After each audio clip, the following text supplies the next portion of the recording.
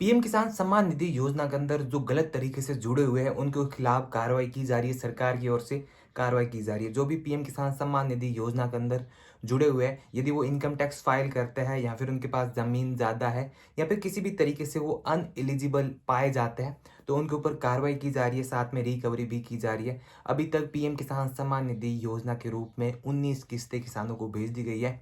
यदि आपको 19वीं किस्त मिल गई है और अब आप वो उस कैटेगरी के अंदर आ गए हैं, इनकम टैक्स फाइल करते हो या फिर मतलब आप अनएलिजिबल हो पीएम किसान सम्मान निधि योजना के अंदर, तो आपके ऊपर कार्रवाई हो सकती है, प्लस रिकवरी भी हो सकती है। हाल ही में आप सभी को बताया कि फार्मर रजिस्ट्री का काम शुरू किया गया था, चाहे वो राजस्थान के अंदर हो या फिर अदर स्टेट के अंदर हो। सभी स्टेटों के अंदर फार्मर रजिस्ट्री का काम कई स्टेटों के अंदर कंप्लीट हो चुका है, कई स्टेटों के अंदर काम चल रहा है। तो मतलब फार्मर रजिस्ट्री का मतलब क्या है और फार्मर रजिस्ट्री लाने का मकसद क्या है? लाने का मकसद ये है कि वो चाहे पीएम किसान सम्मान निधि योजना के अंदर हो या फिर किसानों से रिलेटेड जो भी लाभ है, वो एक रियल किसान को मिले और जो जेन्युइन किसान है उसको मिले, जो फ्रॉड किसान है उसको ना मिले। जैसे आपको बताया, पीएम किसान सम्मान निधि योजना के अंदर ऐसे कई फार्मर्स जुड़े हुए हैं जिनके नाम पर जमीन ही नहीं है और वो पीएम किसान सम्मान निधि योजना का लाभ ले रहे हैं। उन किसानों पर लगाम लगाने के लिए ये जो फार्मर रजिस्ट्री है, ये काम शुरू किया गया है। यदि उनके पास जमीन ही नहीं होगी तो फार्मर रजिस्ट्री क्रिएट नहीं हो सकती। फार्मर रजिस्ट्री जो ऑनलाइन डाटा है उसके बेसिस पे फार्मर रजिस्ट्री क्रिएट की जा रही है। राजस्थान में यदि आपको फार्मर रजिस्ट्री करवानी है, आप फार्मर है, आप फार्मर रजिस्ट्री करवाना चाहते हैं, तो आपको जो भी कैंप लगे हुए हैं फार्मर रजिस्ट्री के, वहां जाकर करवानी पड़ेगी।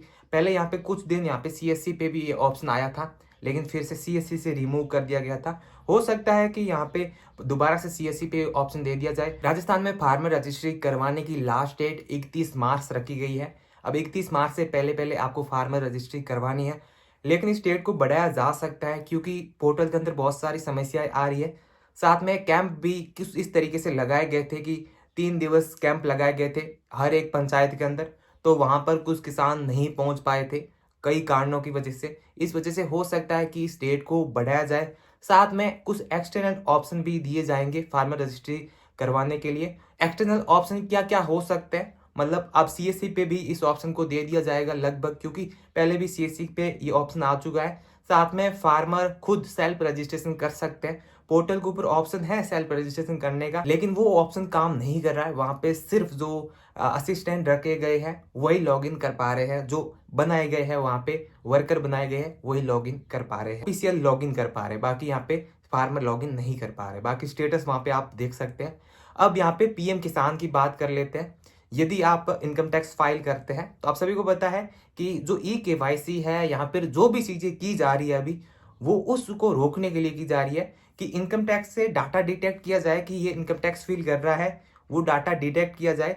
देन वहां पे फार्मर अनएलिजिबल हो जाएगा, ऑटोमेटिकली अनएलिजिबल हो जाएगा, उसका नाम ऑटोमेटिकली कट जाएगा पीएम किसान सम्मान निधि योजना से। यदि आप भी इनकम टैक्स फाइल करते हैं तो आप अपना गिव अप कर सकते हैं, अभी गिव अप कर सकते हैं। यदि आपको पीएम किसान सम्मान निधि योजना से गिव अप करना है, मतलब आपको नहीं चाहिए उसका पैसा, तो आप पीएम किसान की ऑफिशियली वेबसाइट के ऊपर जाकर गिव अप भी कर सकते हैं।